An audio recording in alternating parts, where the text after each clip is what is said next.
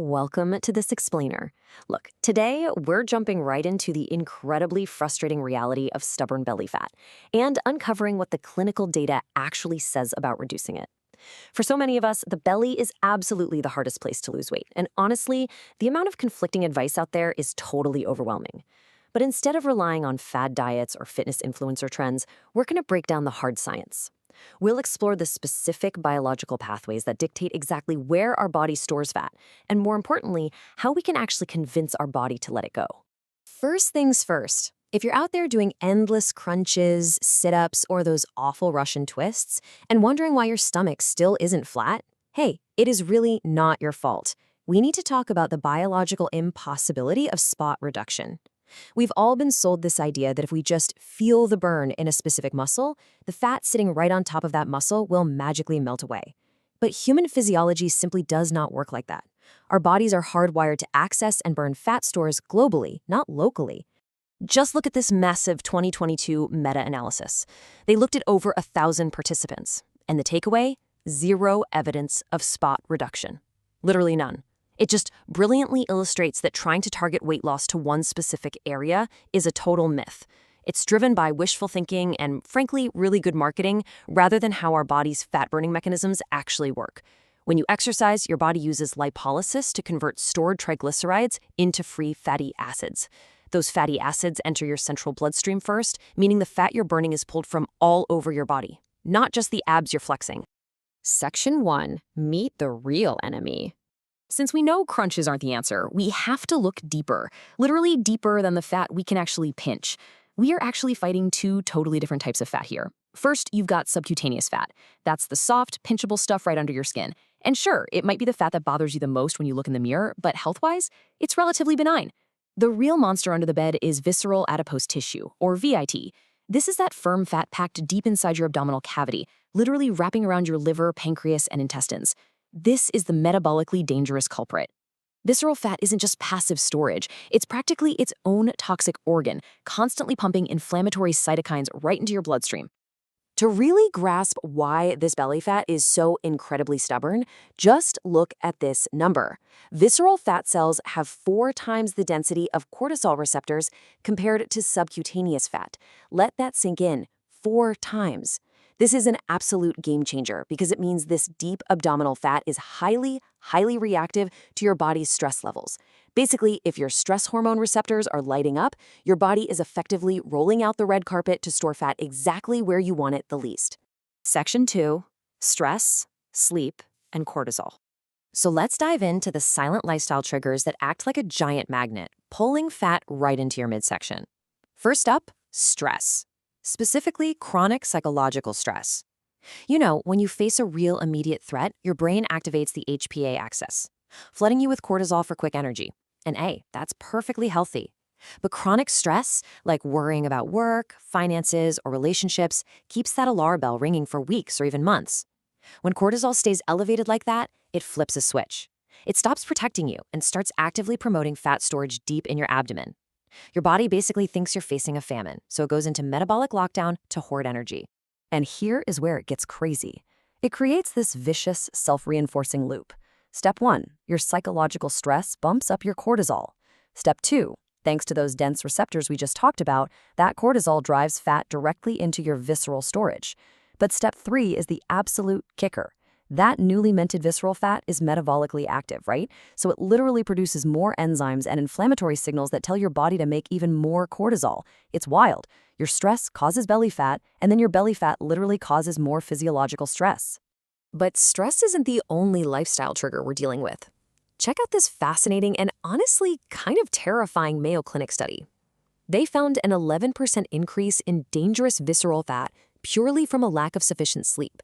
What makes this so incredibly insidious is that the participants only gained a single modest pound of total body weight.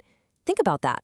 If they were just stepping on a standard bathroom scale every morning, they would have thought they were totally fine. But under the hood, CT scans showed that sleep deprivation was invisibly packing fat straight into their organs.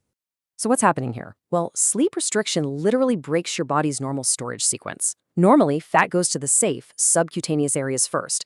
But when you don't sleep, your body panics and redirects lipids right to that dangerous visceral compartment before the safe areas are even full. And here's the bad news for all of us weekend warriors. Short-term catch-up sleep on Saturdays and Sundays, it absolutely does not reverse this dangerous visceral fat deposition. If you're running on fumes all week, sleeping in on the weekend isn't going to save your organs. Section 3, fructose versus soluble fiber. Let's shift gears to nutrition and see how what you eat dictates exactly where your fat goes. The big phrase you need to know here is de novo lipogenesis, or DNL for short. Basically, this is the metabolic pathway where your liver creates brand new fat from scratch. And the number one trigger for this? Refined fructose. You see, unlike glucose, which pretty much every cell in your body uses for energy, fructose completely bypasses your body's normal metabolic limits. It shoots through the portal vein and hits your liver like a tidal wave. This causes cellular energy depletion and instantly kicks off the rapid creation of new visceral and liver fat. But hey, it's not all bad news. You can actually reverse this, and fast. There was this incredible study looking at obese kids with high sugar diets. Researchers put them on a 9-day isocaloric fructose restriction. Now, isocaloric just means they didn't cut a single calorie. They simply took out the dietary sugars and swapped in complex starches. In just 9 days, with literally zero weight loss, there was a massive drop in the creation of new fat and a hugely significant decrease in both liver and visceral fat. Just swapping out fructose is an incredibly powerful, immediate tool to reduce belly fat. It's basically a dietary turf war inside your gut. On one side, you have fructose, aggressively trying to build up visceral fat. On the other side, you have your greatest protective shield, dietary soluble fiber, the stuff you find in oats, barley, and complex starches. Soluble fiber ferments in your colon into these amazing things called short-chain fatty acids. These little guys bind to specific receptors in your body, releasing satiety hormones that make you feel full, and even more incredibly, they actively suppress fat accumulation by directing lipids away from your belly and pushing them into your skeletal muscle to be burned as energy. How cool is that? Section 4. The ultimate exercise equation. Since we already established that we can't just crunch away belly fat, let's look at the actual clinical prescription for shrinking it. The famous STRIDE trial data makes it crystal clear how exercise impacts the steep fat. Over a 6-month period, the sedentary control group gained a massive 8.6% more visceral fat. The group doing a low amount of exercise, think about 12 miles of walking a week, well, they completely prevented any new fat gain, which is great. But to actually shrink it, only the high amount vigorous group, jogging about 20 miles a week, saw significant visceral fat loss. They reversed it by nearly 7%.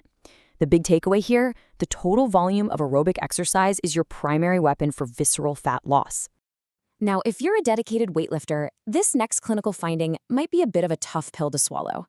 When researchers put aerobic exercise and resistance training head-to-head, aerobic exercise was indisputably the single most effective way to burn that deep, dangerous belly fat.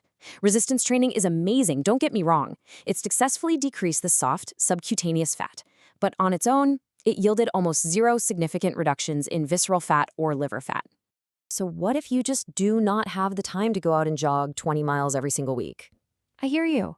The good news is, systematic reviews confirm that high-intensity interval training, or HIIT, provides a brilliantly time-efficient alternative.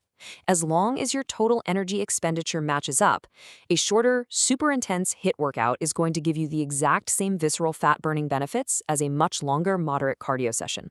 Honestly, it's the ultimate time hack for your metabolic health. All right, to wrap up all this data, here is your ultimate clinical blueprint to reduce belly fat. First up, you need a heavy aerobic volume. We're talking 150 to 300 minutes a week of moderate work or 75 to 150 minutes of HIIT to really mobilize and burn that visceral fat. Second, pair that with progressive resistance training 3 days a week to preserve your muscle mass and keep your metabolism revving. Third, keep that localized core training strictly for spinal stability and strength. And finally, recognize once and for all that spot reduction is biologically impossible. Seriously, save your time and stop falling for the gimmicks. Well, we have covered a whole lot of ground in this explainer today, moving past the marketing myths and diving deep into the true science of reducing belly fat. You now know that a flat stomach isn't built by endless sit-ups, but by managing your body's stress hormones, your sleep cycles, and your metabolic pathways. So, I'm going to leave you with this final provocative thought. Which of these silent metabolic triggers, sleep deprivation, chronic stress, or excess fructose, are you going to start fixing today?